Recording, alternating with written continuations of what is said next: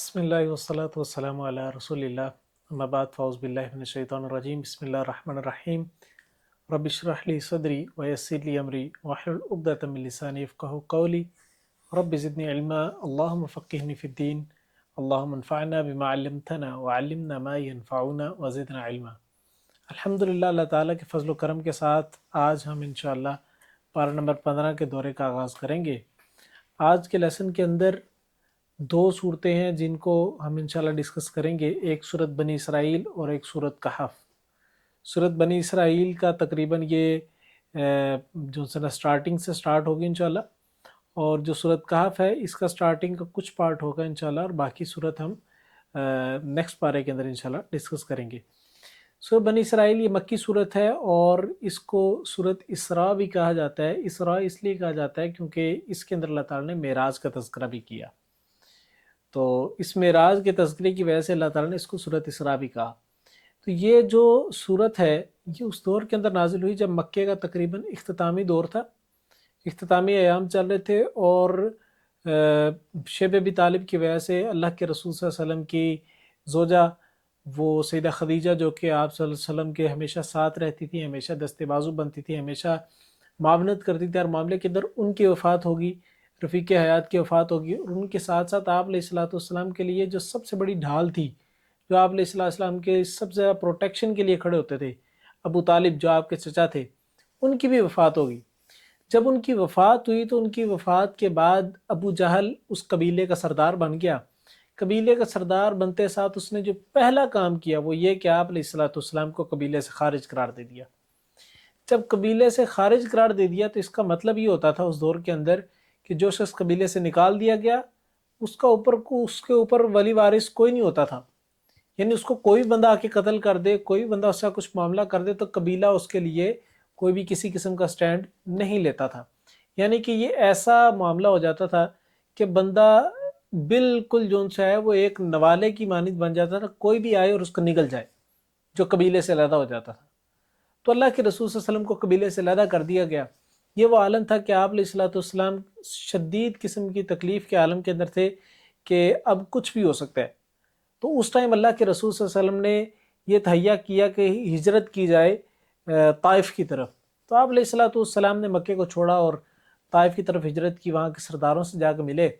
تو سرداروں نے اسلام قبول کرنے کی بجائے آپ علیہ السلام کو پروٹیکشن دینے کی بجائے آپ علیہ السلام کی مخالفت بھی کی، اور مخالفت اس شدت کی کفار مشرکین مکہ کو خوش کرنے کے لیے آپ علیہ السلام پر ظلم ڈھانا شروع کر دیے، پتھر مارنا شروع کر دیے، تکالیف دینا شروع کر دی، اور ہر قسم کی زیادتی کرنا شروع کر دی۔ ایون کہ اللہ کے رسول صلی اللہ علیہ وسلم کو سب سے زیادہ تکلیف فزیکلی طور پہ اگر کسی جگہ پر پہنچی تو وہ طائف کا میدان تھا۔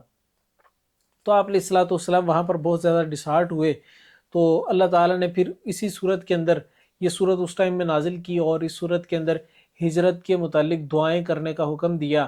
تو اللہ کے رسول صلی اللہ علیہ وسلم کے لیے ایک موٹیویشن کا ذریعہ بنی کہ چلو یہاں سے بہت جلد یہاں سے ہم سب کو نکال دیا جائے گا، ایک وقت آئے گا کہ یہاں پر اب ہم مزید نہیں رہیں گے اور یہاں سے چلے جائیں گے۔ تو اللہ تعالیٰ نے اس صورت کے اندر ہجرت کا بھی تذکرہ کیا، اور اللہ تعالیٰ نے اس صورت کے اندر معراج اور اسراء کا تذکرہ کیا۔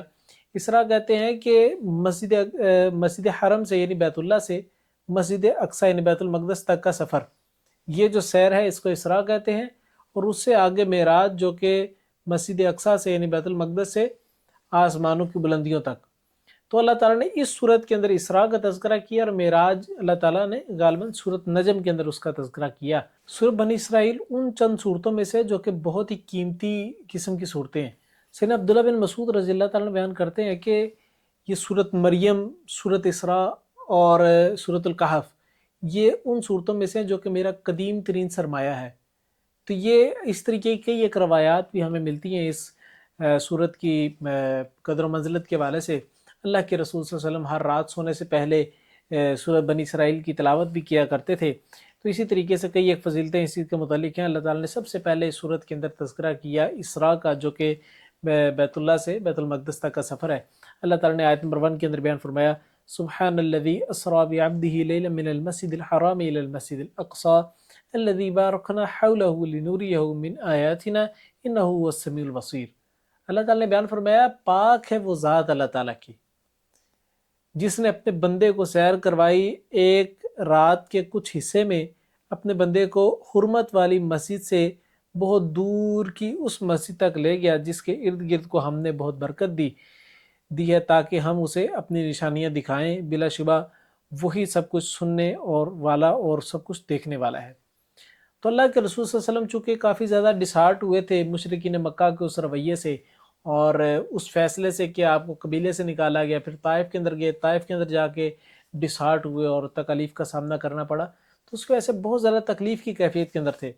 تو اللہ تعالیٰ نے اس تکلیف سے نکالنے کے لیے اور آپ علیہ الصلوۃ والسلام کے معاونت کے لیے اور آپ علیہ الصلوۃ والسلام کو یہ باور کروانے کے لیے کہ کوئی بات نہیں، دنیا نہیں ہے تمہارے ساتھ تو اللہ تو تمہارے ساتھ ہے نا، اس چیز کو باور کروانے کے لیے اللہ تعالیٰ نے آپ علیہ الصلوۃ والسلام کو رات کے کچھ حصے کے اندر ہی بیت اللہ سے بیت المقدس تک کا سفر کروایا اور پھر وہاں پر جا کر امامت کی۔ اللہ کے رسول صلی اللہ علیہ وسلم نے تمام صحابہ کہہ رہا ہوں، اللہ کے رسول صلی اللہ علیہ وسلم نے تمام نبیوں کی امامت کروائی، جو کہ اس بات کی دلیل ہے کہ اب آپ کے بعد کوئی بھی نبی کی نبوت نہیں چلے گی، نبوت چلے گی تو اللہ کے رسول صلی اللہ علیہ وسلم کی چلے گی۔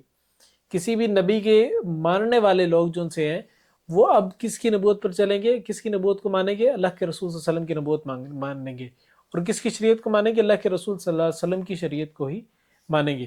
یعنی ان کی شریعت کے اوپر عمل کیے بغیر کسی اور شریعت پہ اگر عمل کرتے رہے تو پھر جنت نہیں بن سکتی مقدر، کیونکہ تمام قسم کی شریعتیں منسوخ ہوگی، تمام کتابیں منسوخ ہوگی سوائے اللہ کے رسول صلی اللہ علیہ وسلم کی شریعت کے اور آپ علیہ الصلوۃ والسلام کی کتاب یعنی قرآن مجید کے۔ تو اللہ تعالیٰ نے اس صورت کے اندر بنی اسرائیل کے کچھ تاریخ کے متعلق بھی بیان کیا کہ ان کے اندر کیا کیا چیزیں پائی جاتی ہیں، کیونکہ اللہ کے رسول صلی اللہ علیہ وسلم کو اب یہاں سے ہجرت کروا کے مکے سے ہجرت کر کے مدینہ جانے کو حکم ہونا تھا، تو اللہ تعالیٰ نے پہلے جو مکے کے اندر تو رہتے مشرکین مکہ کے ساتھ واسطہ پڑتا تھا، جب مدینہ جائیں گے تو مدینہ کے ارد گرد جو سے ہے وہ یہود و نصارہ آباد تھے، تو اللہ تعالیٰ نے ان کا کچھ انٹروڈکشن جو ان سے ہے وہ مکی دور کے اندر یا آپ علیہ الصلوۃ والسلام کو ایڈوانس ہی سارا ان کا عروج و زوال کے بارے میں متعلق بتایا کہ کون کون سی چیزیں تھیں جو انہوں نے کی، کس طریقے سے ان کو عروج ملا، کس طریقے سے ان کو زوال ملا، اللہ تعالیٰ نے کیا کیا احکامات نازل کیے تھے اور وہ کس طریقے سے ذلیل و خوار ان کے ساتھ کیا معاملہ پیش آیا، یہ یہودیوں کے ساتھ اور عیسائیوں کے ساتھ اللہ تعالیٰ نے سارا کا سارا تذکرہ اس کے اندر بیان فرمایا۔ اللہ تعالیٰ نے ان کے تذکرے کے اندر، ان کے تعارف کے اندر سب سے پہلی چیز بیان فرمائی، اللہ تعالیٰ نے فرمایا کہ ان کو یہودیوں کو ہم نے 2 مرتبہ زمین کے اوپر طاقت دی اور 2 ہی مرتبہ ان کو جو ان سے ہے وہ تباہی کا سامنا کرنا پڑا ان کی نافرمانیوں کے سبب۔ اللہ تعالیٰ نے آیت نمبر 4 اور 5 کے اندر بیان فرمایا وَقَضَيْنَا إِلَى بَنِي إِسْرَائِيلَ فِي الْكِتَابِ لَتُفْسِدُنَّ فِي الْأَرْضِ مَرَّتَيْنِ وَلَتَعْلُنَّ عُلُوًّا كَبِيرًا فَإِذَا جَاءَ وَعْدُ أُولَاهُمَا بَعَثْنَا عَلَيْكُمْ عِبَادًا لَنَا أُولِي بَأْسٍ شَدِيدٍ فَجَاسُوا خِلَالَ الدِّيَارِ وَكَانَ وَعْدًا مَفْعُولًا۔ اللہ تعالیٰ نے بیان فرمایا کہ اور ہم نے بنی اسرائیل کو کتاب میں فیصلہ سنا دیا تھا کہ بے شک تم زمین میں 2 بار فساد کرو گے اور بے شک تم ضرور سرکشی کرو گے، بہت بڑی سرکشی۔ پھر جب ان دونوں میں سے پہلے کا وعدہ آیا تو ہم نے تم پر اپنی سخت لڑائی والے کچھ بندے بھیجے، بس وہ گھروں کے اندر گھس گئے اور یہ ایسا وعدہ تھا جو پورا کیا ہوا تھا۔ اللہ تعالیٰ نے بنی اسرائیل کو یہ کلیئرلی پیغام دیا تھا کہ ہم تمہیں 2 بار جو ان سے ہے مہلت دیں گے، 2 بار اس طریقے سے کہ 2 بار تم زمین کے اندر فساد کرو گے، اور اللہ تعالیٰ اس فساد سے پہلے تمہیں جو ان سے ہے عزت و مقام مرتبہ دیں گے، شہرت دیں گے اور تمہیں منصب دیں گے، تمہیں بادشاہت دیں گے، اور جب تم نافرمانی کرو گے تو اللہ تعالیٰ 2 مرتبہ تمہیں ذلیل کرے گا۔ جب اللہ نے فرمایا جب ان میں سے پہلی باری آئی تو اللہ تعالیٰ نے ان کے اوپر ایسے شدید لڑاکو قسم کے لوگ بھیجے، ایک ایسا بادشاہ مقرر کر دیا جو کہ ان سب کو مارتا تھا اور اتنا شدید مارا کہ ان سب کو ان کے گھروں سے نکال دیا۔ اور اس کے بعد اللہ تعالیٰ نے جو ان سے ہے وہ کچھ عرصے بعد پھر اللہ تعالیٰ نے اس شرط پر حکومت اور معلومات عطا کر دیا کہ بھئی اگر تم دوبارہ اس طریقے سے حرکت کرو گے تو دوبارہ تمہیں ذلیل کیا جائے گا، اور اللہ تعالیٰ تو اپنے کاموں کو کرنے کے اندر ماہر ہے، اللہ کو کوئی بھی نہیں روک سکتا۔ اللہ نے اس شرط پہ صرف ان کو دی بادشاہت کہ تم دین کے اوپر رہو گے، دین کے اوپر رہ کے کام کرو گے، لیکن انہوں نے جو ان سے وہ پھر دوبارہ اسی طریقے کا رویہ اختیار کیا۔ اللہ تعالیٰ نے جو ان سے ہے وہ مسلمانوں کے ہاتھوں 16 ہجری کے اندر بیت المقدس کو فتح کروایا، اور 1967 کے اندر 1967 کے اندر دوبارہ جو ان سے ہے مسلمانوں کی حکومت ختم ہوئی. یعنی یہ 1400 سال جو ان سے ہے مسلمانوں کی بادشاہت رہی بیت المقدس کے اوپر. تو یہ بادشاہت مسلمانوں کی رہی، مسلمانوں کے قبضے کے اندر رہا، اور پھر جب دوبارہ سے ان کی حکومت آئی تو پھر یہاں سے مسلمانوں کو نکلنا پڑا. یعنی اتنے سال یہ یہودیوں کو یہ علاقے چھوڑنے پڑے، تو اللہ تعالیٰ نے دوبارہ سے ان کو ذلیل کیا. تو اللہ تعالیٰ نے دوسری مرتبہ کے اندر بیان فرمایا، آیت نمبر 708 کے اندر فرمایا فَإِذَا جَاءَ وَعْدُ الْآخِرَةِ لِيَسُوءُوا وُجُوهَكُمْ لِيَدْخُلُوا الْمَسْجِدَ كَمَا دَخَلُوهُ أَوَّلَ مَرَّةٍ وَلِيُتَبِّرُوا مَا عَلَوْا تَتْبِيرًا عَسَى رَبُّكُمْ أَن يَرْحَمَكُمْ وَإِنْ عُدْتُمْ عُدْنَا وَجَعَلْنَا جَهَنَّمَ لِلْكَافِرِينَ حَصِيرًا. پھر فرمایا پھر جب آخری بار کا وعدہ آیا تو ہم نے اور بندے تم پر بھیجے تاکہ وہ تمہارے چہرے بگاڑ دیں، اور تاکہ وہ مسجد میں داخل ہوں جیسے وہ پہلی بار اس میں داخل ہوئے، اور تاکہ تم جس چیز پر غالب پائیں تاکہ جس چیز پر غلبہ پائیں اسے برباد کر دیں.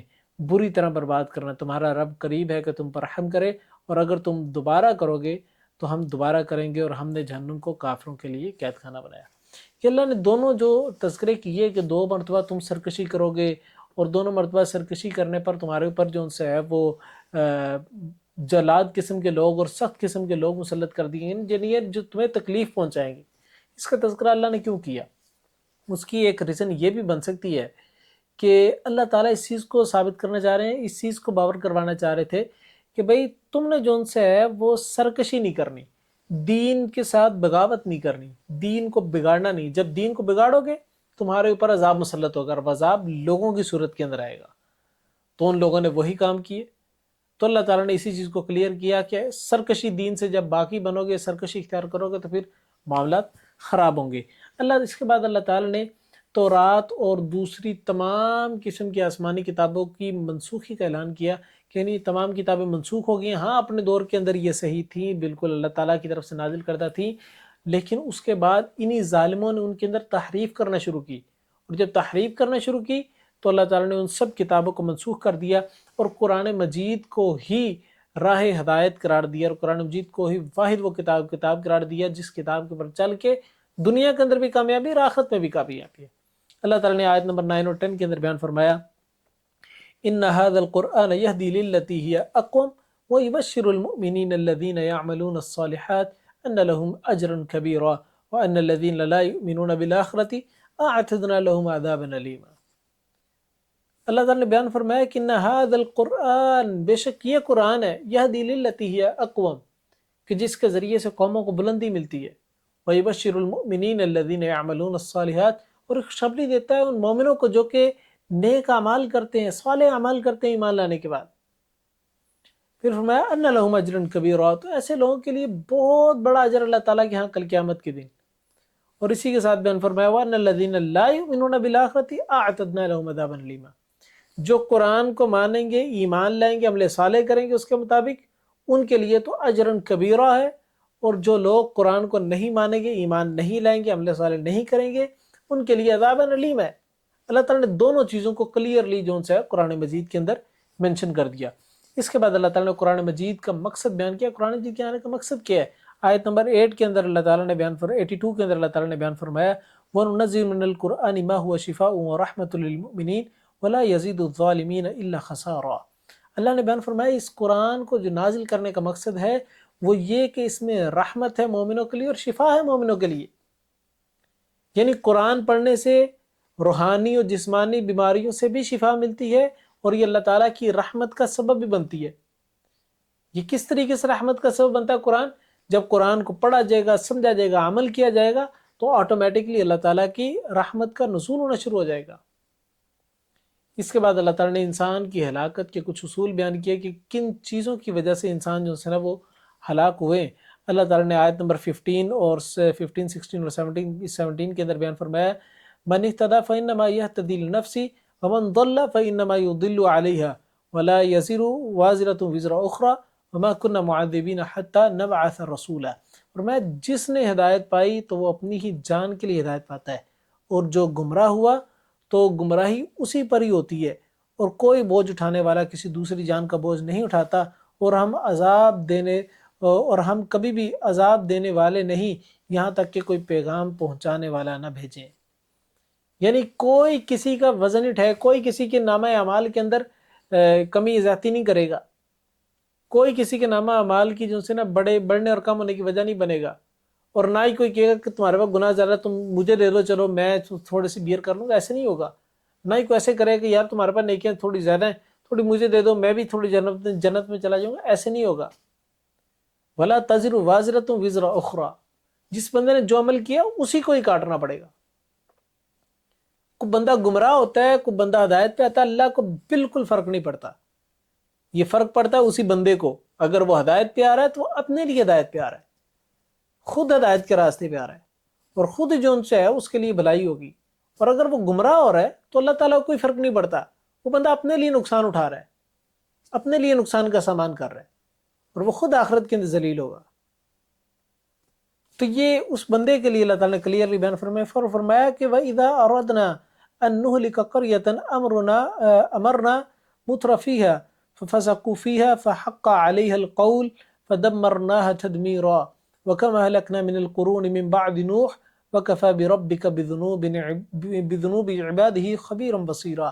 اور فرمایا جب ہم ارادہ کرتے ہیں کہ کسی بستی کو ہلاک کریں تو اس کے خوشحال لوگوں کو حکم دیتے ہیں، پھر وہ اس میں حکم نہیں مانتے تو اس پر ثابت ہو جاتی ہے، پھر ہم ایسے برباد کرتے ہیں بری طرح برباد کرنا۔ اور ہم نے نوح کے بعد کتنے ہی زمانوں کے لوگ ہلاک کر دیے، اور تیرا رب اپنے بندوں کے گناہوں کی پوری خبر رکھنے والا ہے، سب کچھ دیکھنے والا کافی ہے۔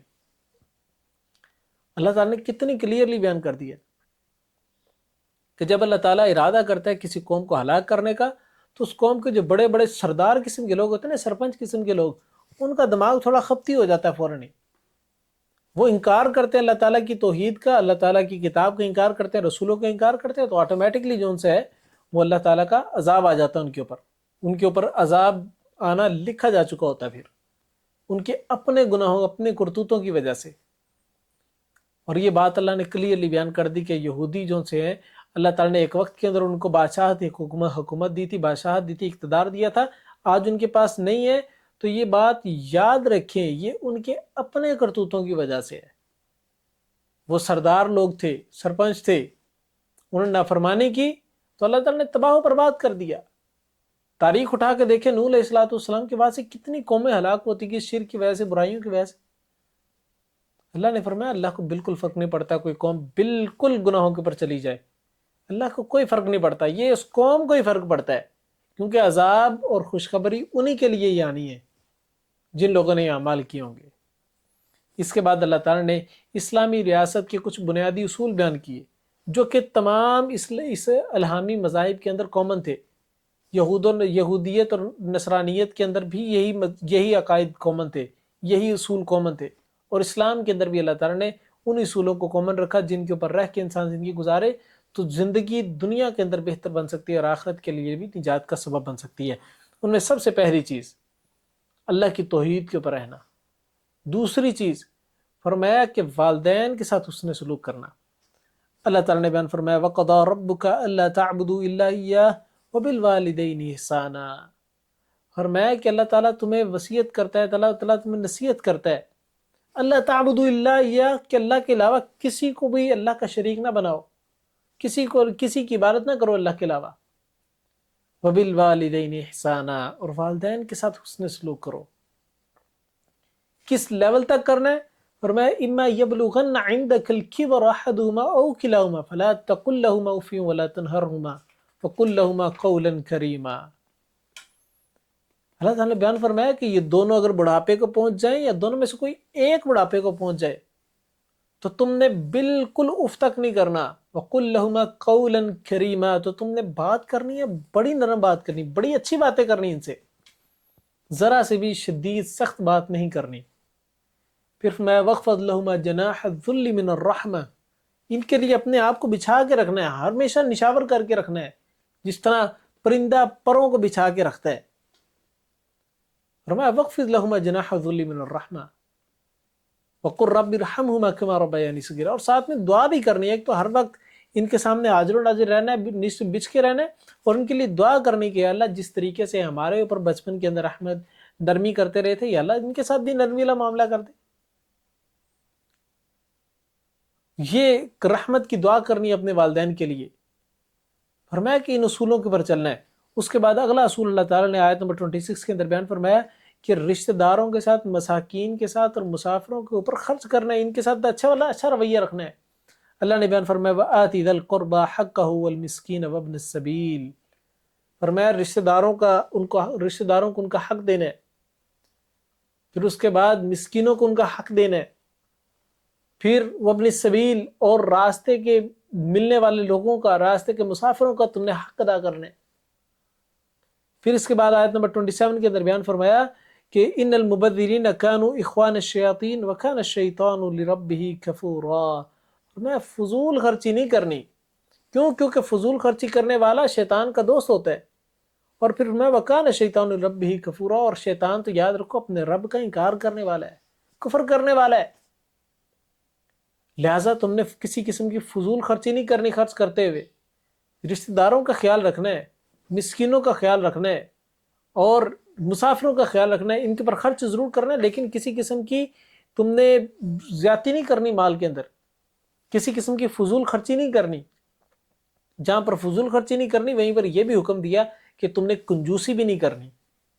اللہ تعالیٰ نے آیت نمبر 29 اور 30 کے اندر بیان فرمایا وَلَا تَجْعَلْ يَدَكَ مَغْلُولَةً إِلَىٰ عُنُقِكَ وَلَا تَبْسُطْهَا كُلَّ الْبَسْطِ فَتَقْعُدَ مَلُومًا مَحْسُورًا إِنَّ رَبَّكَ يَبْسُطُ الرِّزْقَ لِمَن يَشَاءُ وَيَقْدِرُ إِنَّهُ كَانَ بِعِبَادِهِ خَبِيرًا بَصِيرًا. اور فرمایا اور نہ اپنے ہاتھ اپنے گردن سے باندھے رکھو کہ ہاتھ نہ کھلے اور نہ ہی اللہ کے راستے میں خرچ کر سکے کوئی چیز. فرمایا اس طریقے سے بھی نہیں رکھنا، اور نہ اس کو اتنا کھول دو کہ یہ پورا ہی کھل جائے اور ہر چیز بس اڑاتے رہے، پیسے کو اڑاتے رہے. یہ بھی کام نہیں کرنا. پھر میں بے شک تیرا رب جو سے ہے وہ رزق کو فراخ کرتا ہے جس کے لیے جاتا ہے، جس کے لیے چاہتا ہے اللہ اس کا رزق کو بڑھا دیتا ہے. یہ اللہ کے اختیارات ہیں. مال کسی کو زیادہ دینا، کسی کو کم دینا، اس میں انسان کا کوئی کمال نہیں ہوتا. پھر فرمایا کہ اور بے شک وہ ہمیشہ سے اپنے بندوں کی پوری خبر رکھنے والا، خوب دیکھنے والا ہے. اللہ تعالیٰ سارے معاملات کو سمجھتا ہے، جانتا ہے. اس کے بعد اللہ تعالیٰ نے آیت نمبر 28 کے اندر بیان فرمایا کہ اگلا جو حکم ہے وہ یہ کہ مانگنے والوں کو تم نے دینا ہے. جو سوالی تمہارے پاس ہیں ان کو تم نے دینا ہے کچھ نہ کچھ. نہیں دے سکتے تو کم از کم کوئی سخت بات نہیں کرنی، نرمی والا لہجہ رکھنا ہے. اللہ تعالیٰ نے آیت نمبر 28 کے اندر بیان فرمایا وَإِمَّا تُعْرِضَنَّ عَنْهُمُ ابْتِغَاءَ رَحْمَةٍ مِّن رَّبِّكَ تَرْجُوهَا فَقُل لَّهُمْ قَوْلًا مَّيْسُورًا.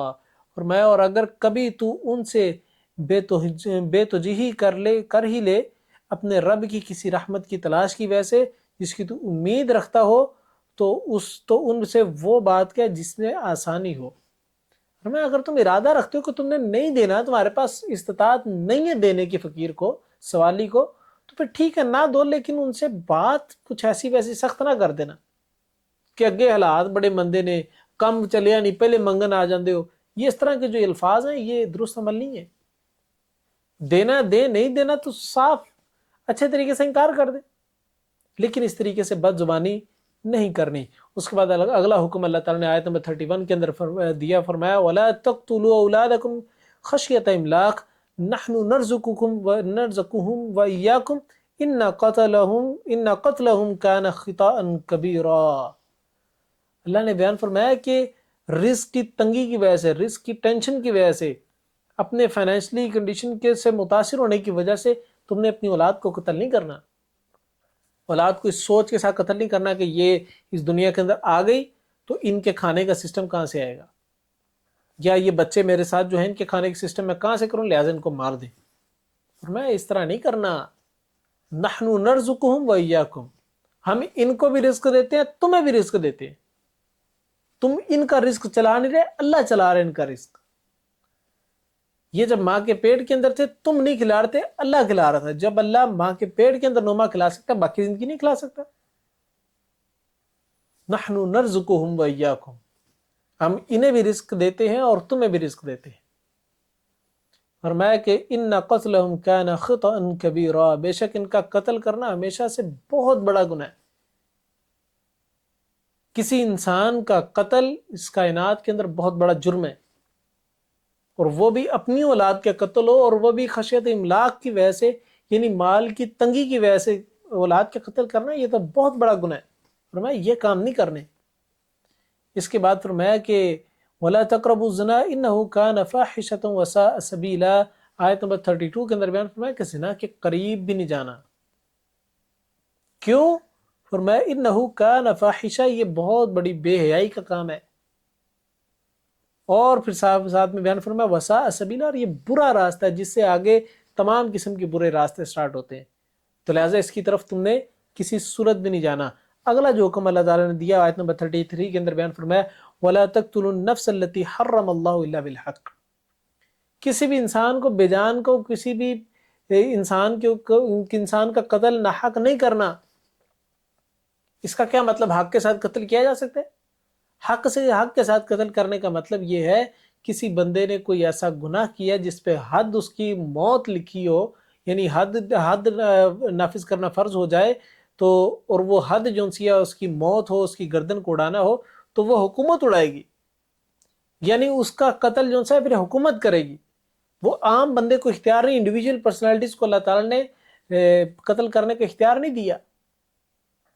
یہ ناحق قتل اگر کسی کا کیا جاتا ہے، اور میں کسی کو بے جان کو، کسی جاندار یا بے جان کو تم نے قتل نہیں کرنا بغیر کسی ریزن کی۔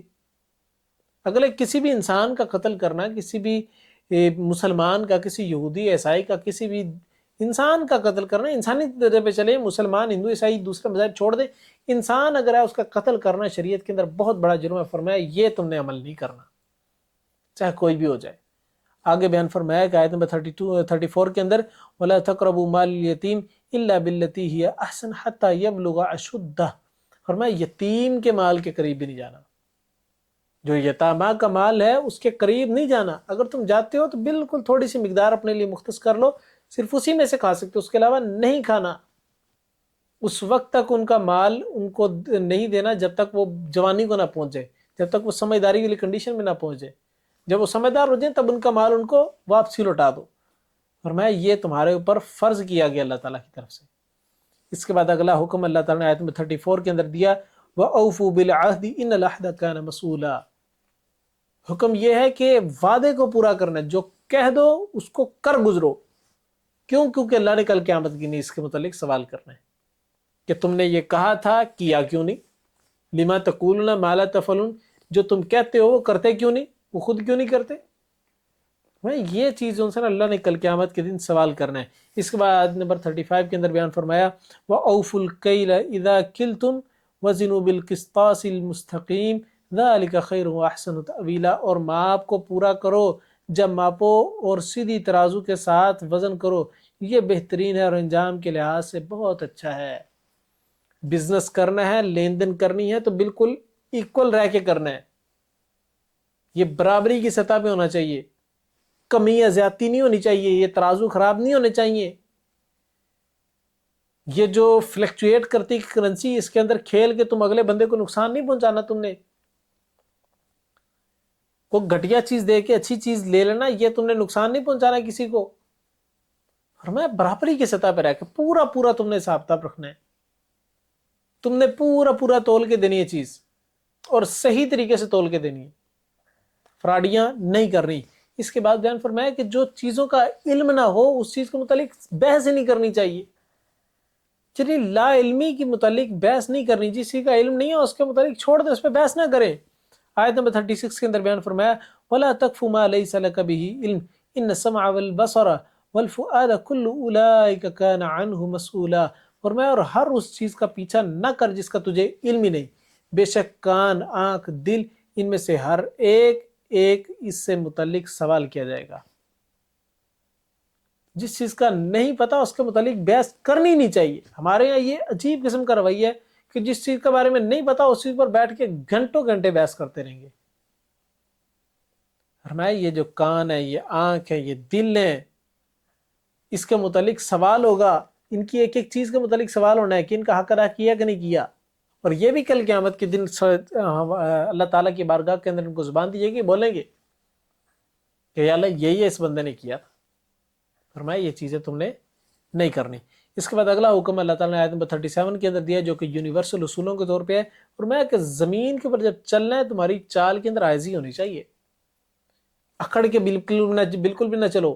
یہ نہ لگے کہ تم شاید بہت بڑے کوئی بہت بڑی کو ہستی بن گئے ہوئے، بلکہ بالکل چال کے اندر عاجزی ہونی چاہیے. پتہ لگے کہ اچھا انسان آ رہا ہے. اتنا اکڑ کے نہیں چلنا کہ لوگ کہیں کہ یار کتنا متکبر قسم کا شخص ہے. اللہ نے آیت نمبر 37 کے اندر بیان فرمایا وَلَا تَمْشِ فِي الْأَرْضِ مَرَحًا إِنَّكَ لَن تَخْرِقَ الْأَرْضَ وَلَن تَبْلُغَ الْجِبَالَ طُولًا. فرمایا زمین پر اکڑ کے نہیں چلنا. کیوں نہیں چلنا؟ فرمایا کہ إِنَّكَ لَن تَخْرِقَ الْأَرْضَ وَلَن تَبْلُغَ الْجِبَالَ طُولًا. نہ تم زمین کو پھاڑ سکتے ہو، زمین کے اندر تک جا سکتے ہو، اور نہ ہی تم پہاڑوں کی بلندیوں کو سر کر سکتے. فرمایا یہ زمین کے اوپر یا نیچے اس کے تم فاصلے طے نہیں کر سکتے تو اکڑ کس بات کی؟ اس مالک کے سامنے کس بات کی اکڑ جو مالک اس کائنات کو بنانے والا ہے، جس مالک کے سامنے اس پوری کائنات کی حیثیت ایک ذرے کے برابر بھی نہیں ہے، اس مالک کے سامنے کس قسم کی اکڑ؟ فرمایا اکڑ کے نہیں چلنا، عاجزی اختیار کرنی ہے. چال میں عاجزی ہونی چاہیے، ڈھیلا پن ہونا چاہیے، نرمی ہونی چاہیے، لیکن اس کا ہرگز مطلب یہ نہیں کہ مریل چال ہو جائے. مریل چال میں اور عاجزانہ چال کے اندر بہت فرق ہوتا ہے.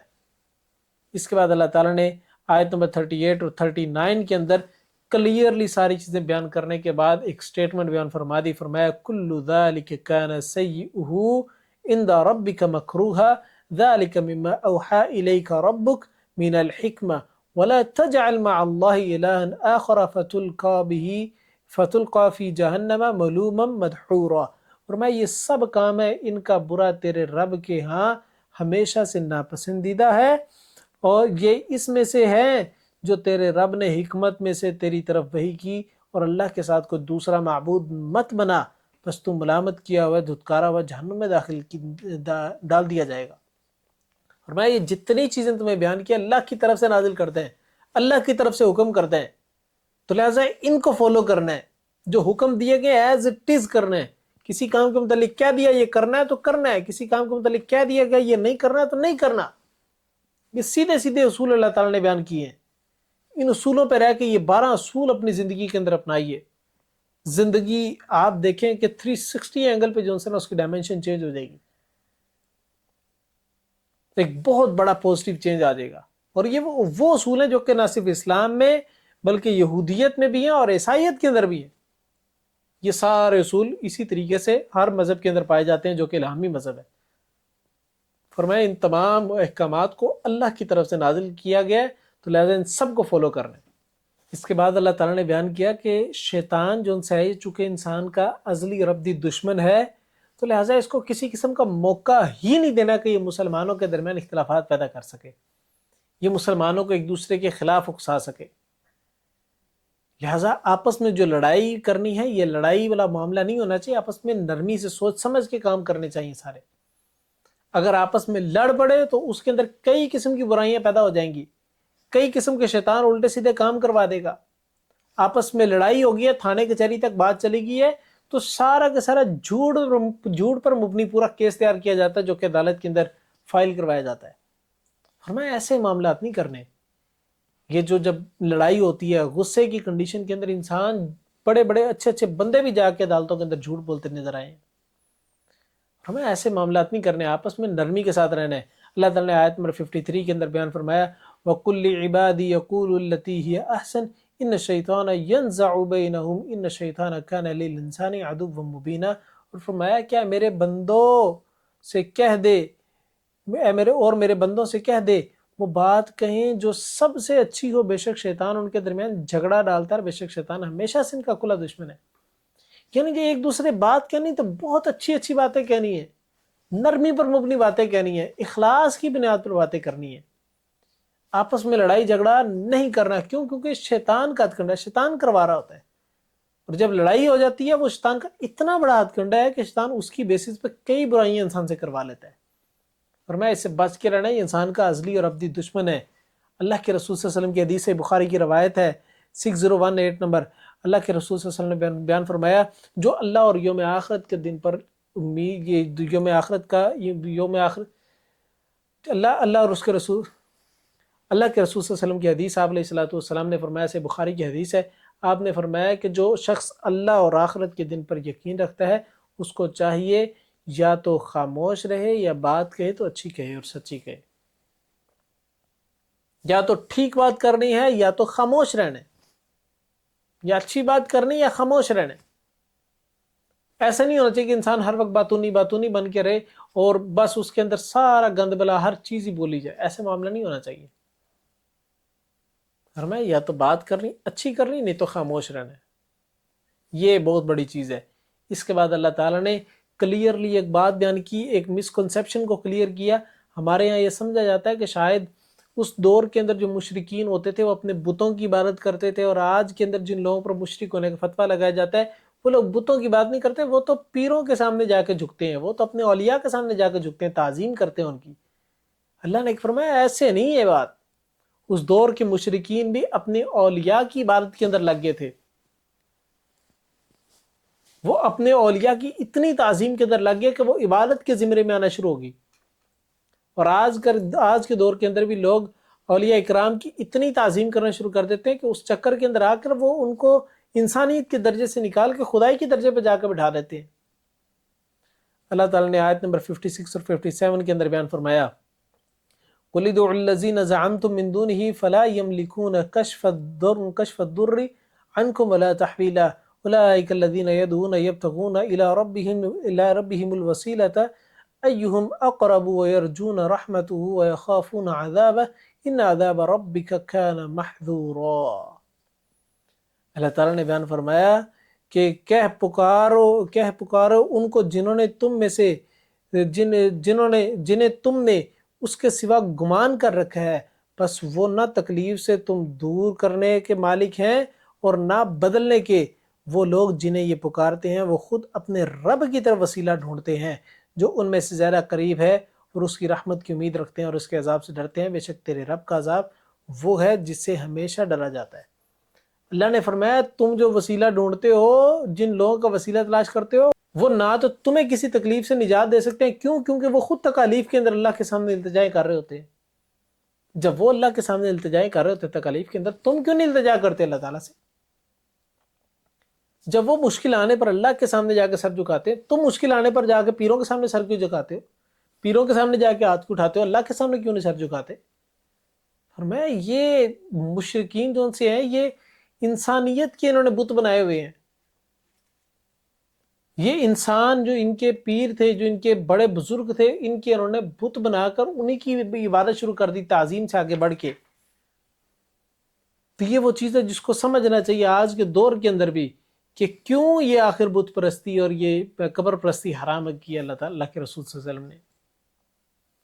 اس کے بعد اللہ تعالیٰ نے رسول اللہ صلی اللہ علیہ وسلم کو مکے سے نکالنے والوں کو دھمکی دی، اور نکالنے کی کوشش کرنے والوں کو بھی دھمکی دی۔ اللہ تعالیٰ نے آیت نمبر 76 اور 77 کے اندر بیان فرمایا، وَإِن كَادُوا لَيَسْتَفِزُّونَكَ فِي الْأَرْضِ مِنَ الْأَرْضِ لِيُخْرِجُوكَ مِنْهَا وَإِذًا لَا يَلْبَثُونَ خِلَافَكَ إِلَّا قَلِيلًا سُنَّةَ مَنْ قَدْ أَرْسَلْنَا قَبْلَكَ مِنْ رُسُلِنَا وَلَا تَجِدُ لِسُنَّتِنَا تَحْوِيلًا۔ اور فرمایا بے شک وہ قریب تھے کہ تجھے ضرور ہی زمین سے پھسلا دیں تاکہ تجھے اس سے نکال دیں، اور اس وقت وہ تیرے بعد نہیں ٹھہریں گے مگر کم ہی ان کے طریقے کی مانند جنہیں ہم نے تجھ سے پہلے اپنے رسولوں میں سے بھیجا، اور تو ہمارے طریقے میں کوئی تبدیلی نہیں پائے گا۔ اللہ نے بیان فرمایا کہ رسول اللہ صلی اللہ علیہ وسلم کو جو نکالنے کی کوشش کرتے ہیں مکے سے، وہ اس بات کو یاد رکھیں، یہ رسول کو نکالنے کی کوشش کریں گے، جس دن ان میں سے رسول نکل گیا اس دن ان کا فیصلہ کر دیا جائے گا عذاب کا۔ اور تاریخ گواہ ہے، اللہ کے رسول صلی اللہ علیہ وسلم ادھر ہجرت کر کے گئے، ادھر ایک بہت ہی مختصر سے عرصے کے اندر اللہ تعالیٰ نے مکے کے سارے مشرکین کی موت لکھ دی، عذاب لکھ دیا غزوہ بدر کی صورت کے اندر۔ کچھ ہی مختصر سے عرصے کے اندر ہی مسلمانوں نے جیسے ہی حملہ کیا تو پورا کے پورا عرب تتر بتر ہو گیا، سارے عرب کے سردار پکڑے گئے، مارے گئے۔ اتنی بڑی کامیابی مسلمانوں کو مل گئی صرف اتنی سی ڈیوریشن کے اندر۔ یہ کیوں؟ کیونکہ نبی جس علاقے کو چھوڑ کے چلا جائے اس علاقے والوں لوگوں کی حرکتوں کی وجہ سے تو اس علاقے والوں کے لیے عذاب لکھ دیا جاتا. اللہ تعالیٰ نے ان کے لیے دنیا کے اندر عذاب غزوہ بدر کی صورت میں لکھ دیا. اللہ تعالیٰ نے اس کی مثال آگے بیان کی نا آیت نمبر 103 104 کے اندر. فرمایا کہ شیطان جو فرعون تھا اس نے بھی ارادہ کیا تھا بنی اسرائیل کو اور موسیٰ کو اپنی زمین سے نکالنے کا، تنگ کرنے کا. تو اللہ تعالیٰ نے موسیٰ علیہ السلام اور بنی اسرائیل کو نجات دی اور فرعون اور آل فرعون دونوں کو اس سمندر میں غرق کر دیا. اللہ نے ان کے لیے دنیا کے اندر عذاب پانی کی صورت کے اندر رکھ دیا جو کہ ان کو غرق ہونا تھا ان کا. یہ اللہ تعالیٰ نے طریقہ کار رکھا ان لوگوں کا جو لوگ نبیوں کا انکار کرتے ہیں، جو لوگ نبیوں کی تعلیمات کا انکار کرتے ہیں، ان پر اللہ تعالیٰ عذاب نازل کرتا ہے. آگے اللہ تعالیٰ نے مسلمانوں کو ہجرت کی تیاری کرنے کا حکم دیا تاکہ مسلمان کے دل مضبوط ہو جائیں. اور ہجرت کی تیاری کے اندر سب سے بنیادی چیز تعلق باللہ ہے، اللہ تعالیٰ پر توکل ہے. اس کی ریزن یہ ہے کہ مسلمان جب ہجرت کرتا ہے تو اپنا مال، اپنی اولاد، اپنا بزنس، اپنا گھر، اپنا بار، اپنی تجارت کا سامان، اپنی جائیدادیں، اپنی زمینیں، اپنے کھیت کھلیان، ہر چیز چھوڑ کے نکلتا ہے. اور جب انسان یہ ساری چیزیں یکمشت چھوڑ دیتا ہے تو انسان کے لیے بہت بڑی آزمائش آتی ہے. اور اس آزمائش میں کامیاب ہونے کے لیے، اس آزمائش میں ثابت قدمی کے لیے سب سے جو بنیادی اور ضروری چیز ہے وہ اللہ پر توکل ہے اور اللہ تعالیٰ کے ساتھ تعلق ہے. کتنا کو اسٹرانگ قسم کا ریلیشن اللہ تعالیٰ کے ساتھ، جتنا اسٹرانگ ریلیشن ہوگا اتنا ہی مسلمان کے لیے اس فیز کے اندر سروائیو کرنا آسان ہو جائے گا. تو اللہ تعالیٰ نے بیان فرمایا کہ اقم الصلاۃ لدلوک الشمس الی غسق اللیل وقرآن الفجر ان قرآن الفجر کان مشہودا ومن اللیل فتہجد بہ نافلۃ لک عسى ان یبعثک ربک مقاما محمودا. اللہ نے فرمایا کہ اقم الصلاۃ لدلوک الشمس الی غسق اللیل، فرمایا نماز قائم کر سورج ڈھلنے سے رات کے اندھیرے تک. اور پھر فرمایا فجر کو قرآن پڑھ کیونکہ فجر کا قرآن پڑھنا اللہ کے ہاں گواہی دیتا ہے. اور پھر فرمایا کہ فتہجد بہ نافلۃ ومن اللیل فتہجد بہ نافلۃ لک، اور رات کے کچھ حصے میں پھر اس کے ساتھ بیداری کر کے اپنے رب کے ساتھ بھی تعلق بنا لیا کرو.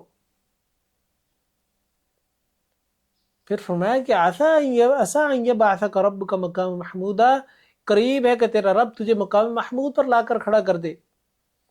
یہ تعلق ہے جو اللہ تعالیٰ کے ساتھ قائم کرنے کو حکم دیا جا رہا ہے. اقم الصلاۃ لدلوک الشمس الی غسق اللیل، صبح سے لے کر رات تک کی ڈیوریشن کے اندر اللہ کے سامنے جا کے کھڑے ہونا ہے، حاضری اختیار کرنی ہے، نماز پڑھنی ہے، نماز کو قائم کرنا ہے.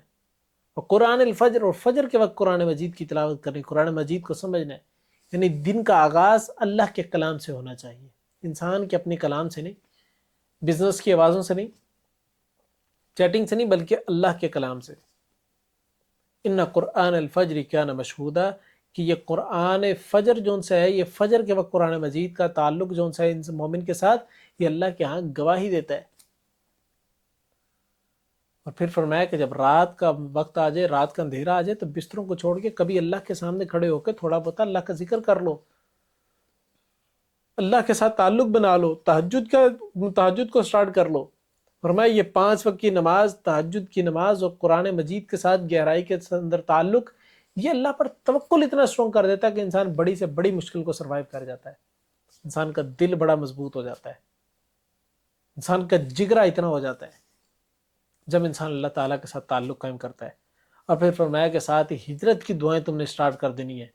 آیت نمبر 80 کے اندر بیان فرمایا قُلْ رَبِّ أَدْخِلْنِي مُدْخَلَ صِدْقٍ وَأَخْرِجْنِي مُخْرَجَ صِدْقٍ وَاجْعَلْ لِي مِن لَّدُنْكَ سُلْطَانًا نَصِيرًا. اللہ نے فرمایا یہ دعا کثرت سے تم نے پڑھنی ہے اب. اور صحابہ نے کثرت سے پڑھنا شروع کر دی، اور یہ یقین تھا کہ اللہ تعالیٰ اب ہمیں مکے سے نکال کر کسی جگہ پر ہجرت کا حکم دے دے گا. اور اللہ تعالیٰ اس معاملے میں بہترین طریقے سے مدد کرنے والا ہے، اللہ بہترین طریقے سے انتظامات کرنے والا ہے. اس کے بعد اللہ تعالیٰ نے مسلمانوں کو تسلی دی اور کفر کو دھمکی دی، یہ بات کہہ کے وَقُلْ جَاءَ الْحَقُّ وَزَهَقَ الْبَاطِلُ إِنَّ الْبَاطِلَ كَانَ زَهُوقًا. حق آ گیا، باطل مٹ گیا.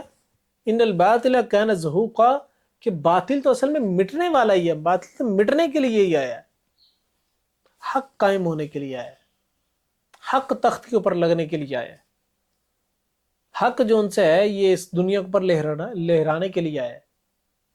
ان الباطل کان زہوقا، یہ باطل تو جو ان سے ہے یہ خاک آلود ہونے کے لیے ہے، یہ ختم ہونے کے لیے ہے، یہ ذلیل ہونے کے لیے ہے، یہ مٹنے کے لیے آیا باطل۔ اس کے بعد اللہ تعالیٰ نے قرآن مجید کی عظمت بیان کی آیت نمبر 82 کے اندر، فرمایا وَنُنَزِّلُ مِنَ الْقُرْآنِ مَا هُوَ شِفَاءٌ وَرَحْمَةٌ لِّلْمُؤْمِنِينَ وَلَا يَزِيدُ الظَّالِمِينَ إِلَّا خَسَارًا۔ فرمایا کہ یہ قرآن جو ان سے آئی یہ مومن کے لیے، بندہ مومن کے لیے رحمت اور شفا کا ذریعہ ہے۔ وَلَا يَزِيدُ الظَّالِمِينَ إِلَّا خَسَارًا، اور جو ظالم لوگ ہوتے ہیں، جو کفر کرنے والے ہوتے ہیں، جو شرک کرنے والے ہوتے ہیں، ان کے لیے قرآن خسارے کے علاوہ کچھ بھی نہیں ہے۔ وہ قرآن کو پڑھتے بھی رہیں گے تو ہدایت نصیب نہیں ہوگی۔ اس کے بعد اللہ تعالیٰ نے جو ان سے ہے وہ سورۃ الکہف کا تذکرہ کیا۔ سورۃ الکہف بھی مکی صورت ہے، اور یہ اس کے بعد میں نازل ہوئی، سورۃ بنی اسرائیل کے بعد میں نازل ہوئی۔ تو اللہ تعالیٰ نے اس سورت کو اس وقت نازل کیا جب یہ مسلمان ہجرت کر کے حبشہ کی طرف جا رہے تھے۔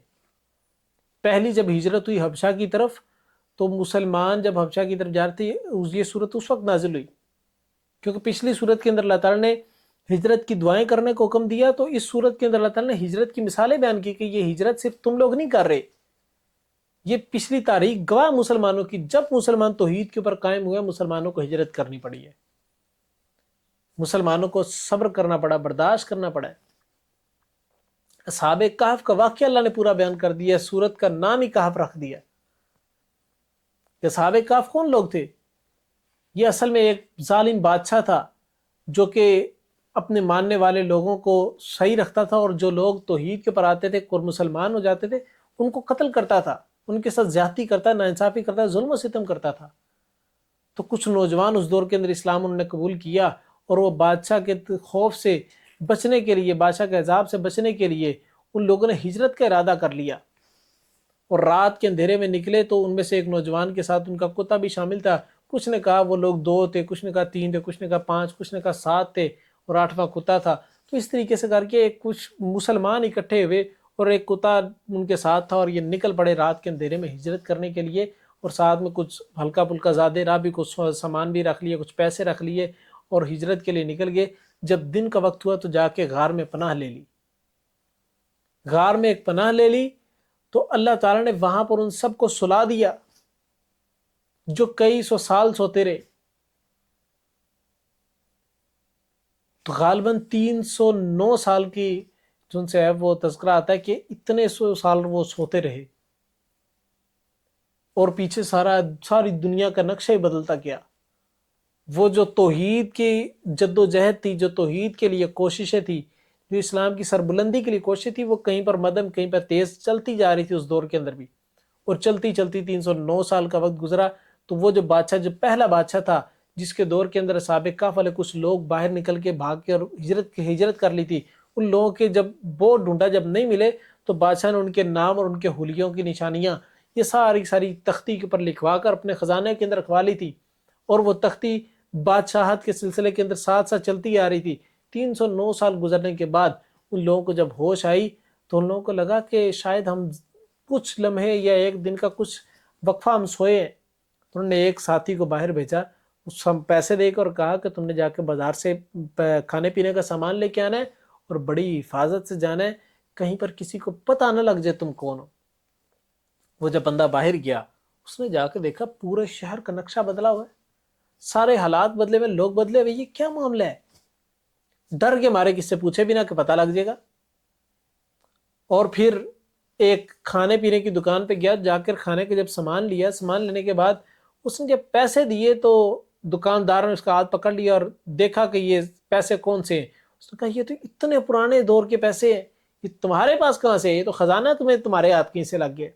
تو اس دور کے اصول ہی ہوتا تھا، خزانہ جو سے ہے وہ حکومت کی ملکیت ہوتی تھی، تو لہٰذا کسی بندے کے ہاتھ خزانہ لگنے کا مطلب یہ اس نے حکومت کی ملکیت کے اندر سے کچھ چیز چرائی ہوگی۔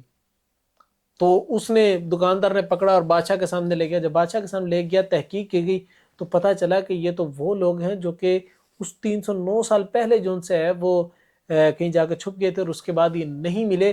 تو بادشاہ نے ان کے حلیہ اور ان کے سارے نام و نشان وہ سارے کچھ اپنی تختی کے اندر لکھ کے رکھی تھی، اور وہ تختی آج ہی موجود ہے۔ تو اس بندے کو، وہ جو صحابہ کہف میں سے ایک بندہ تھا، اس کو کچھ علاقے والے لوگوں کے ساتھ، کچھ بادشاہ کے پروٹوکول کے ساتھ جو انسان نے بھیجا گیا کہ وہ جائیں اور جا کر باقی لوگوں کو بھی لے کے آئیں اس غار میں سے۔ جب وہاں پر پہنچے تو باقی لوگوں نے کہا کہ آپ اندر جائیں اور جا کے اپنے ساتھیوں کو بھی لے کے آئیں۔ وہ جب اندر گئے تو اللہ تعالیٰ نے وہیں پر ان کو سلا دیا اور وہیں پر وہ دوبارہ مر گئے۔ یہ وہ چیز تھی جو کہ اللہ تعالیٰ نے اس لیے بیان کی تاکہ اس دور کے اندر چونکہ ایک فتنہ ہی پیدا ہو رہا تھا کہ لوگ آخرت کا انکار کرتے جاتے۔ بادشاہ نے دعا کی تھی اللہ سے کہ یا اللہ کوئی ایسا سسٹم دکھا دے، کوئی ایسا معجزہ دکھا دے، کوئی ایسی چیز سامنے دکھا دے جس سے لوگوں کا آخرت کے اوپر یقین جو سے زیادہ مضبوط ہو جائے کہ واقعی آخرت قائم ہونی ہے۔ تو اللہ تعالیٰ نے اصحاب کہف کی اتنے سو سال جو سر وہ موت کو واضح کیا کہ وہ اتنے سو سال سوتے رہے، ان کی زندگی ختم ہو چکی ہوئی تھی، وہ مر چکے ہوئے تھے، لیکن پھر اللہ تعالیٰ نے ان کو دوبارہ زندہ کیا ہوا۔ تو جب یہ اللہ تعالیٰ اتنے سو سال سلا سکتا ہے تو اللہ تعالیٰ قبر کے اندر بھی تمہیں ہزاروں سال سلا کر بھی اس کے بعد جو انسان آخرت والے دن اٹھا لے گا۔ یہ اللہ تعالیٰ نے اصحاب کہف کا تذکرہ بیان کیا، اور جو ان سے یہ آیت نمبر 9 سے لے کے 21 تک اللہ تعالیٰ نے اس کو ڈیٹیل کے اندر تذکرہ کیا۔ اس میں سے کئی چیزیں سمجھنے والی ہیں۔ قرآن مجید کے اندر کوئی بھی واقعہ ایسا نہیں ہے جو کہ محض ایک سٹوری کے لیے بیان کیا جائے، بلکہ اللہ تعالیٰ کا اس واقعے کو بیان کرنے کا مقصد کئی ایک اسباق کو ثابت کرنا ہوتا ہے، کئی ایک نصیحتیں کرنا ہوتا ہے لوگوں کو۔ تو اس واقعے سے بھی ہمیں جو سی ہے وہ بڑی اہم قسم کی 3 باتیں سمجھنے کو ملتی ہیں۔ پہلی بات یہ کہ لا یعنی چیزوں کے پیچھے نہیں بھاگنا چاہیے۔ جس چیز کا علم نہ ہو اس چیز کے ٹو میں نہیں رہنا چاہیے، جس چیز کا نہ پتہ ہو اس پہ بحث نہیں کرنی چاہیے۔ جس طرح اصحاب کہف قوم کتنے لوگ تھے، ان کے ساتھ کتا تھا نہیں تھا، وہ کتنے آدمی تھے اور کتنے کتے تھے، وہ کتنے 100 سال جو سے نا وہ سوئے رہے، ان کے پاس سکے کون سے والے تھے، اس دور کے بادشاہ کا نام کیا تھا، یہ چیزوں کا مقصد کوئی نہیں ہے۔ مقصد یہ ہے کہ اللہ مرنے کے بعد دوبارہ زندہ کر سکتا ہے۔ اللہ کی نشانیوں کا تذکرہ کرنا، اللہ کی قدرت کو ثابت کرنا، یہ چیزیں سمجھنے والی اس واقعے سے، بجائے اس کے کہ انسان بیٹھا سمجھ رہا ہو، انسان اس کے بجائے بیٹھے وہ چیزیں ٹو کے اندر لگاؤ کہ اصحاب کہف کا جو کتا تھا وہ کس شکل کا تھا، لوگ اس کو دیکھ کے ڈر کیوں جاتے تھے۔ یہ کچھ چیزیں ڈسکس کرنے والی نہیں ہیں۔ اللہ تعالیٰ نے آیت نمبر 22 کے اندر بیان فرمایا قُلْ رَبِّي أَعْلَمُ بِعِدَّتِهِمْ مَا يَعْلَمُهُمْ إِلَّا قَلِيلٌ فَلَا تُمَارِ فِيهِمْ إِلَّا مِرَاءً ظَاهِرًا وَلَا تَسْتَفْتِ فِيهِمْ مِنْهُمْ أَحَدًا۔ اللہ نے فرمایا کہ لوگ اس کے بارے میں جھگڑا کرتے ہیں کہ وہ کتنے لوگ تھے اور ان کا کتا کتنے نمبر پہ تھا، کتنے لوگ تھے اور کتا تھا کہ نہیں تھا۔ فرمایا کہ یہ ان کی تعداد جو سی ہے یہ بہت زیادہ لوگ اس پہ اختلاف میں ہیں، بہت کم لوگ ہیں جو اس بارے میں جانتے ہیں کہ یہ کتنے لوگ تھے۔ پھر فرمایا کہ وَلَا تَسْتَفْتِ فِيهِمْ مِنْهُمْ أَحَدًا، اور ان لوگوں میں سے کسی سے ان کے بارے میں فیصلہ طلب نہ کرو، یعنی اس چیز کے ٹو میں نہ رہو جو تمہیں پتہ ہی نہیں ہے۔ تم کیوں ان چیزوں کے پیچھے لگ رہے، کتنے لوگ تھے کتنے نہیں تھے، تم نے کیا کرنا ہے ان چیزوں کو۔ اس طرح آج کے دور میں بھی کچھ لوگ ہیں نا، وہ اسی چیز، ان کی ساری تگ و دو اس چیز کے اوپر ہوتی ہے کہ جو جو ذوالقرنین نے دیوار بنائی تھی یاجوج ماجوج قوم کے درمیان، وہ دیوار ہے کہاں پہ؟ وہ پوری زندگی اسٹو کے اندر گزارتے ہوئے دیوار کہاں پہ ہے؟ اس دیوار کو کھوج کے کیا کرنا ہے؟ وہ دیوار تو یاجوج ماجوج قوم خود ہی جو ان سے ہے نا وہ چاٹ کے سوراخ کر کر کے اس میں سے نکل آئے گی۔ ہمارے کھوجنے سے کیا ہوگا؟ ہمارے کھوجنے سے نہیں ملے گی۔ وہ جب وقت آئے گا جب وہ انشاءاللہ کہیں گے اللہ کی طرف سے، اللہ کے حکم سے وہ دیوار ختم ہو جائے گی۔ ہمارے ٹور لگانے سے کچھ نہیں ہوگا۔ پوری زندگی وقف کر دیتے ہیں صرف انہی مسائل کے اوپر، اور کوئی عملی سبق نہیں نکالتے، کوئی کام نہیں کرتے عملی طور پہ۔ فرمایا ایسے کام نہیں کرنے۔ اس کے بعد دوسرا واقعہ اللہ تعالیٰ نے، دوسرا جو سبق اللہ تعالیٰ نے سکھایا وہ یہ کہ کوئی بھی کام انشاءاللہ کے بغیر نہیں کرنا چاہیے۔ جس کام کا ارادہ کریں اس میں انشاءاللہ کہیں، اللہ کی طرف اس کام کو لوٹائیں کہ اللہ ہی چاہے گا تو یہ کام ہوگا، ادروائز نہیں ہوگا۔ اللہ تعالیٰ نے آیت نمبر 23 اور 24 کے اندر بیان فرمایا وَلَا تَقُولَنَّ لِشَيْءٍ إِنِّي فَاعِلٌ ذَلِكَ غَدًا۔ فرمایا ہرگز تم کو ایسی بات نہ کہو کہ یہ کام میں کل خود کر لوں گا۔ میں ایسے نہیں کہنا اِلَّا إِن يَشَاءَ اللَّهُ، مگر یہ کہ اللہ جو چاہے، ساتھ انشاءاللہ کہنا ہے کہ اللہ چاہے گا تو یہ کام ہوگا، ادروائز نہیں ہوگا۔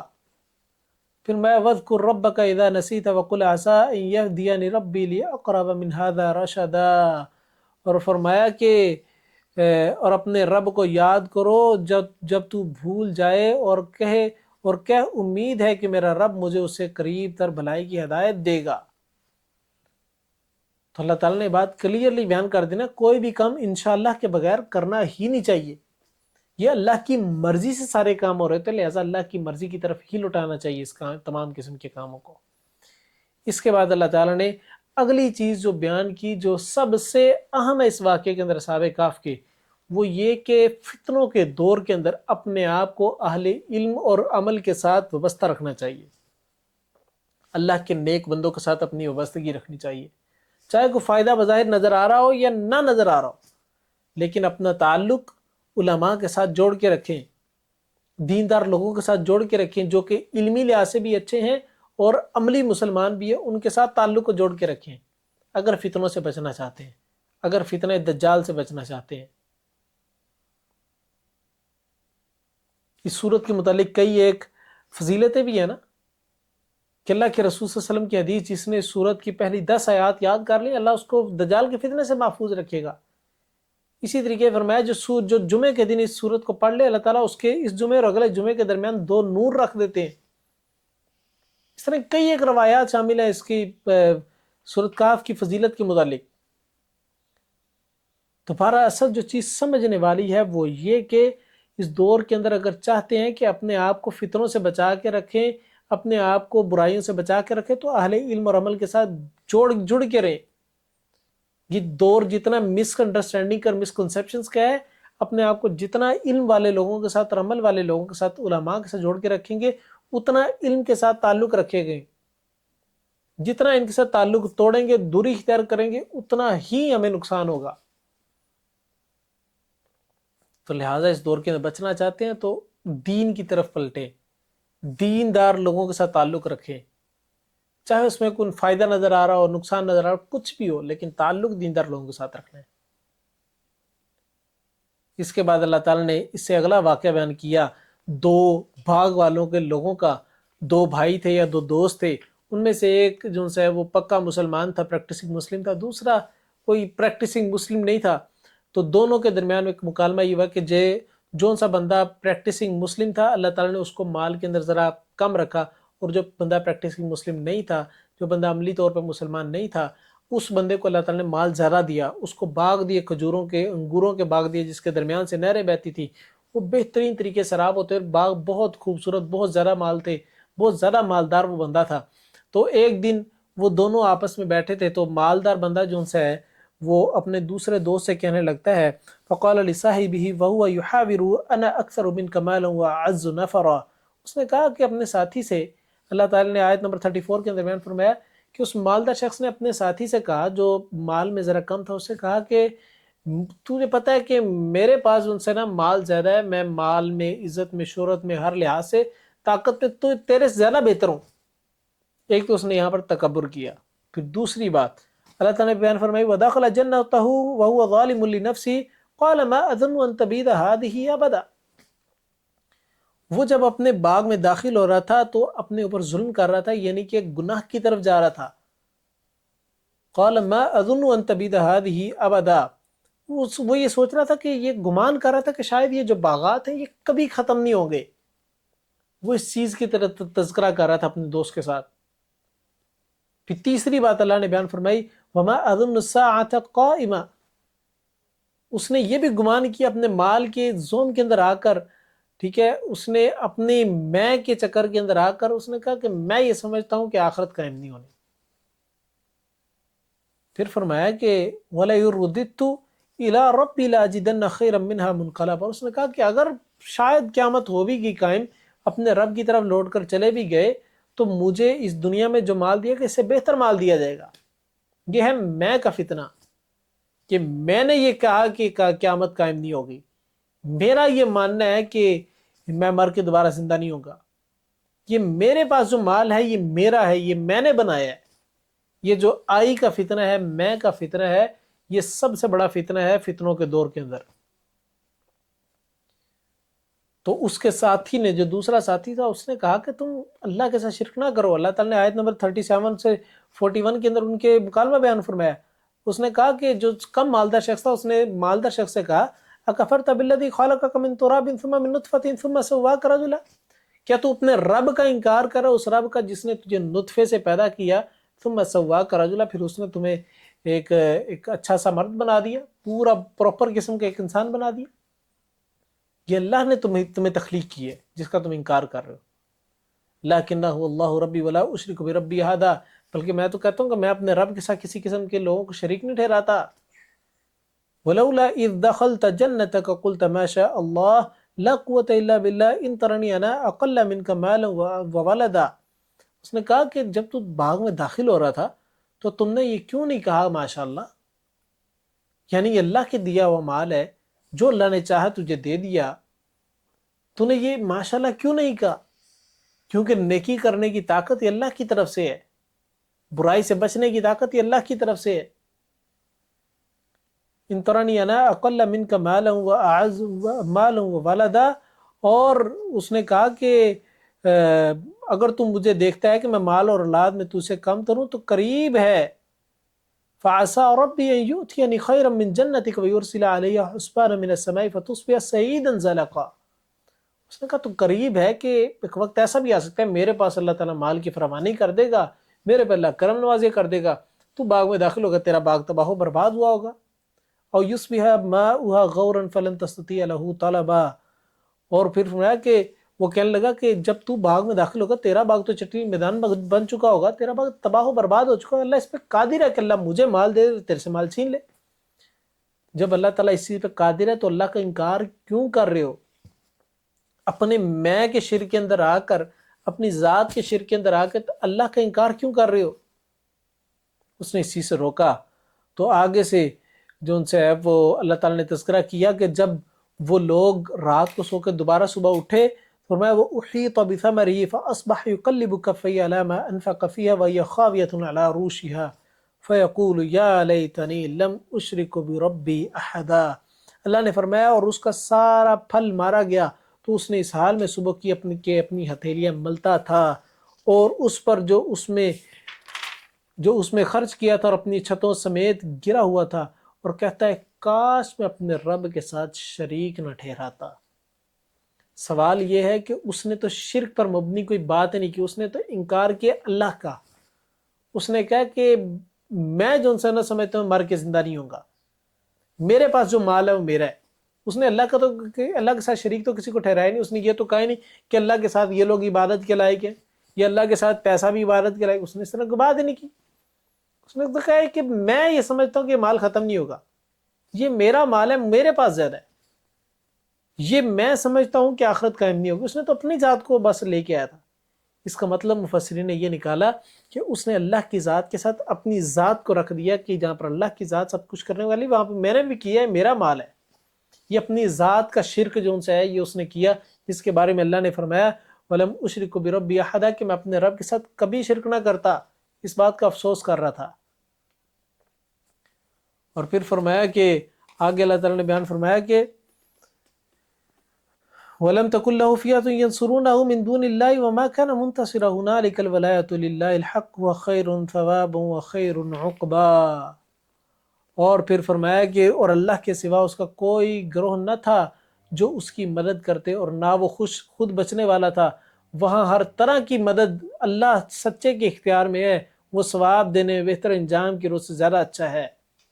اللہ نے بیان فرمایا کہ اللہ کے سوا اس بندے کی مدد کرنے والا تھا ہی کوئی نہیں۔ جو بندہ اپنے زوم کے اندر آ کر اللہ کا انکار کر رہا ہے، اس بندے کو یہ سمجھ نہیں آ رہی کہ اللہ کے علاوہ اس کی مدد کرنے والا ہی کوئی نہیں ہے۔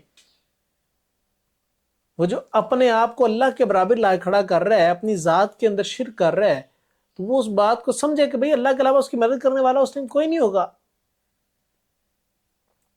آگے اللہ تعالیٰ نے آخر کے اندر اس پارے کے اندر ایک بات کلیئرلی بیان کر دی، فرمایا المال والبنون زینت الحیات الدنیا والباقیات الصالحات خیر عندک ثوابا وخیر عملا۔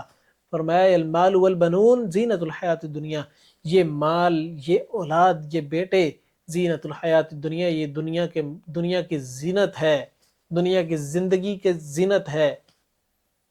یہ خوشی کا باعث ہے، لیکن اس کا ہرگز مطلب یہ نہیں کہ یہی اصل ہے، اصل جنت ہے، اصل اللہ کی توحید ہے جس کے اوپر تم نے قائم رہنا ہے۔ المال والبنون زینت الحیات الدنیا، یہ دنیا کی چیزیں دنیا کے اندر رہ جانی ہے۔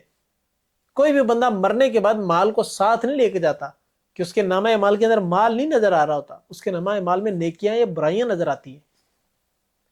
ترازو کے اندر کل قیامت کے دن مال نہیں تولا جائے گا بلکہ نیکیاں اور برائیاں تولی جائیں گی۔ یہ دنیا کا مال، یہ اولاد، یہ بنگلے، یہ بیلنس، بینک بیلنس، یہ گاڑیاں، یہ سارے کے سارے باغات، یہ سب اس دنیا کا مال ہے۔ الباقیات الصالحات، باقی رہنے والے صرف نیک اعمال ہیں جو انسان نے کرنے ہیں۔ خیر عندک ثوابا و خیر عملا، فرمایا کہ تیرے رب کے ہاں ثواب میں بہتر اور امید کی روح سے سب سے اچھی چیز ہے یہ نیکیاں۔ اصل جو کرنے والی چیز ہے وہ نیکیاں، وہ نیک اعمال، عمل صالح ہیں۔ المال والبنون زینت الحیات الدنیا، دنیا کا سامان ہے، یہ ادھر رہ جانا ہے۔ جو ساتھ جانا ہے وہ انسان کے نیک اعمال ہیں، انسان کی خیر کی چیزیں ہیں، انسان کی نیکیاں جو اس نے سمیٹنی ہیں۔ تو لہٰذا جتنا ہو سکے نیکیوں کو سمیٹیے۔ میں اللہ تعالیٰ سے دعا کرتا ہوں کہ اللہ تعالیٰ ہم سب کو قرآن و سنت کو صحیح معنوں میں سمجھ کر عمل کرنے والا بنائے اور آگے پہنچانے والا بنائے، اور اللہ تعالیٰ ہم سب کو دجال کے فتنے سے محفوظ رکھے۔ میں نے اس پورے پارے میں جو کچھ بیان کیا، جو صحیح بیان وہ صرف اور صرف اللہ رب العزت کی توفیق کے سبب سے تھا، اور اگر بیان کرنے میں کوئی غلطی کوتاہی ہوئی میرے طالب علم ہونے کی پختہ دلیل تھی۔ وآخر دعوانا ان الحمد للہ رب العالمین۔ السلام علیکم ورحمۃ اللہ وبرکاتہ۔